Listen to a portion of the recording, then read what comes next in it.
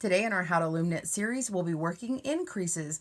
We'll be learning the Grandma's Favorite Dishcloth pattern and working the first half of it in lesson 8.0.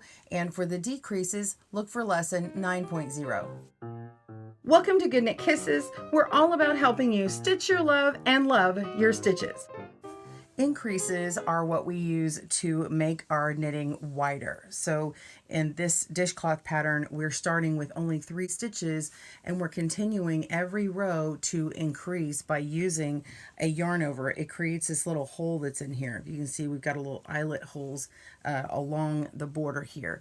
So we're going to learn this pattern and learn how to move stitches over to accommodate that extra stitch that you work in. The yarn over is the most popular type of increase in loom knitting because we can use the E-wrap stitch very easily to make something a little longer. You can do the yarn over increase 2 different ways, so I'm going to show you both of those, and we're going to jump right in. You're just going to need some yarn appropriate to the loom you're going to use. You can make this in any yarn weight in any loom, but for the dishcloth pattern, I recommend just getting a cotton yarn, about half a ball, and then a small gauge loom with at least 48 pegs. This one I used here was the 56 peg loom in the baby loom knit kit from Knitting Board. This one is the 80 peg one from Knitting Board, the premium knit looms. And this one here with the 48 pegs made about an 8-inch washcloth. If you want something more like a 12 or something, you could use all 80 pegs on this larger one. You're going to need a tape measure, scissors, and a tapestry needle for some basic supplies. And let's begin. To get the pattern to Grandma's Favorite Dishcloth, click on the link in the description below. So we're going to begin by casting on 3 stitches. Go ahead and make your slip knot. Place that on. Okay. So I'm just going to double E-wrap cast on.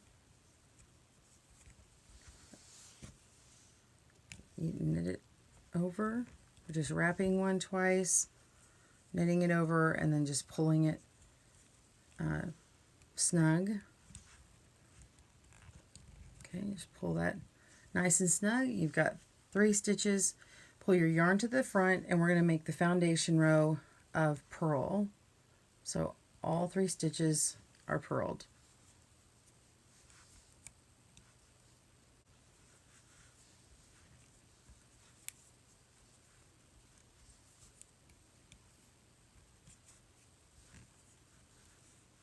Okay, so to begin, we are going to knit 2 stitches and then yarn over.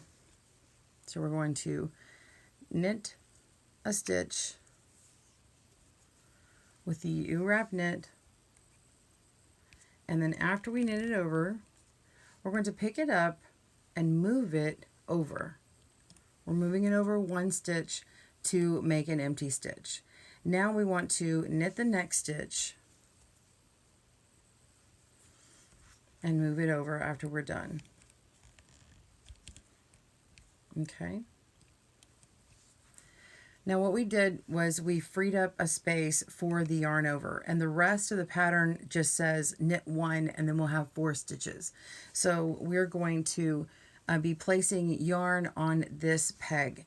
You have 2 choices. You can lay the yarn in front and go ahead and knit the next stitch over, just up and over, and then you've got this this yarn over, which is very short. It's not very long, but if you want to give it a little bit more room and have a nice bigger hole or increase, you can E-wrap it. So just wrap it all the way around and then yarn over on the next peg. So E-wrap and then yarn over on the next peg to make that U-knit stitch. And that is 1 increase. That's it. That's as simple as that is. So what we want to do is work the next row, and we're going to be moving over stitches again because we're going to increase every single row. We're going to increase the beginning of every row. And so when we work towards the right, we will end with an even number of stitches, and we work to the left, will end with an odd number of stitches. And that's really the main pattern. So in order to understand yarn overs and really get the understanding of movements, this pattern is really great because we're going to continue to move stitches outward, and we'll work just the ends, because when you work a pattern later on, you may have yarn overs in the middle of your work, and you need to kind of learn that you've got to set up and move stitches while you work. All right, so we're going to put our yarn to the front, and we're going to be purling. So when we go to the left, we'll purl. So we're going to purl 1 and move it over, and then purl the second one. So we're purling 2 at the beginning of this row and move it over. And now we're just going to yarn over increase here, just like that, wrapping it around. And then we're going to purl the last 2 stitches. The other way to say it is purl to the end of the row. So just purl that. That's number 4. And purl this one. That's number 5. Okay, so the rest of the pattern will be repeated like what I'm about to do. So you're going to see me knit 2 and yarn over. So we're still going to knit and move and knit and move and yarn over and knit to the end of the row. This is row 3 that we're on right now. All row 3s will look like this. Okay, and now put our yarn to the front, and we're going to work a purl row, which is a row 4. So we're going to purl 2, 1, and move it, and 2, and move it, and then yarn over, and then purl to the end of the row.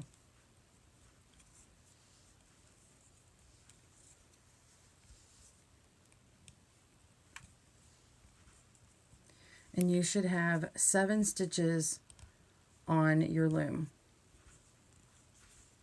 I'm going to turn this around and let you see what this looks like.